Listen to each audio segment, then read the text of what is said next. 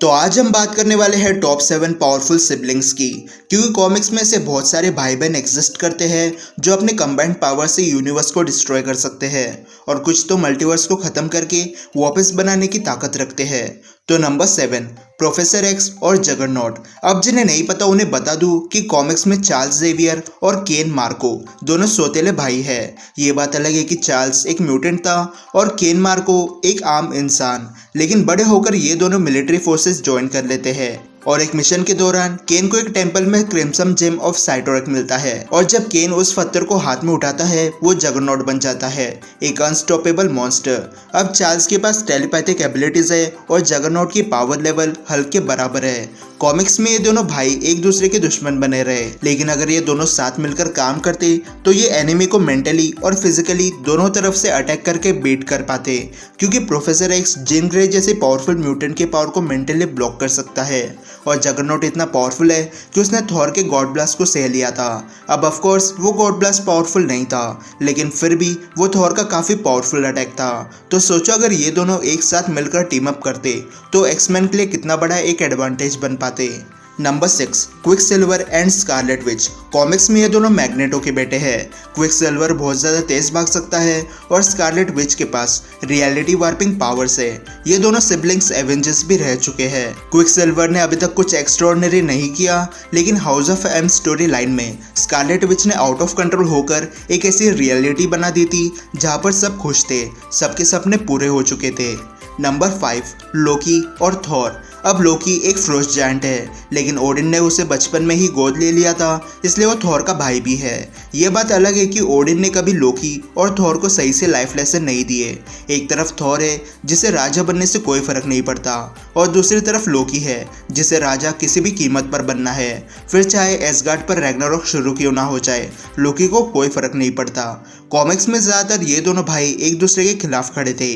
लोकी हमेशा कोई नुकसान करता और थॉर को उस नुकसान की भरपाई करनी पड़ती, लेकिन जब यूनिवर्स को डार्कनेस ने घेर लिया तब थॉर ने पूरा गॉड यूनिवर्स डिस्ट्रॉय करके रख दिया और लोकी ने भी अपनी लाइफ सेक्रीफाइस कर दी सन को जिंदा रखने के लिए। थॉर और लोकी पूरी जिंदगी लड़ते रहे, लेकिन जिंदगी के आखिरी दिनों में इन्होंने साथ मिलकर काम भी किया। नंबर 4 ओडिन, विली और वी। तो ये तीनों बेटे हैं सेकंड एसगार्डियन बोर के। ओडिन, विली और वी ने अपने यंग एज में ही फ्रोस्ट जायंट यामिर को मार दिया था, जो एक स्काई फादर लेवल बीइंग था, और यामिर की बॉडी का यूज करके ओडिन ने एसगार्ड और मिडगार्ड को बनाया। प्लेनेट अर्थ पर ह्यूमंस को भी ओडिन और उसके भाइयों ने मिलकर बनाया है अपने मैजिक से, लेकिन सर्टर से फाइट के दौरान विली और वी ने अपनी लाइफ को सेक्रीफाइस कर दिया और उनकी लाइफ फोर्स एनर्जी मिली ओडिन को, जिसे बाद में नाम मिला ओडिन फोर्स, जो आराम से पूरा एक यूनिवर्स डिस्ट्रॉय कर सकती है। Number 3 Valeria and Franklin Richards. ये दोनों फैंटास्टिक फोर के मेंबर रीड रिचर्ड्स और सूजन के बेटे हैं। फ्रैंकलिन मार्वल के टॉप 25 बीइंग में से एक है। बचपन में ही फ्रैंकलिन रिचर्ड्स ने एक यूनिवर्स बना दिया था और एडल्ट फॉर्म में गैलेक्टस को अपना हेरल्ड, और फ्रैंकलिन को पावर लेवल में काफ़ी हद तक कंपेयर किया जाता है एक सेलेस्टियल से। वेलेरिया रिचर्ड्स एक सुपर जीनियस है। अब इसने फ्रैंकलिन की तरह कुछ हटके तो नहीं किया, लेकिन ये बंदी टेम्परेरी बेसिस पर फ्रैंकलिन की पावर्स को नलिफाई कर सकती है। Number 2 Lucifer, morning star and Michael. तो डीसी मल्टीवर्स बनने से पहले प्रेजेंस ने 2 बींग्स को बनाया, सैम्यूल एंड माइकल। ये दोनों प्रेजेंस के बेटे हैं, जिसकी वजह से ये ओवरऑल डीसी मल्टीवर्स के सेकंड मोस्ट पावरफुल बीइंग बन जाते हैं। माइकल कुछ नहीं से कुछ भी बना सकता है और लूसीफर कुछ से कुछ भी बना सकता है, और क्योंकि ये दोनों डीसी के सेकंड मोस्ट पावरफुल बीइंग्स है, इसलिए ऐसा कुछ नहीं है जो ये दोनों मिलकर नहीं कर सकते।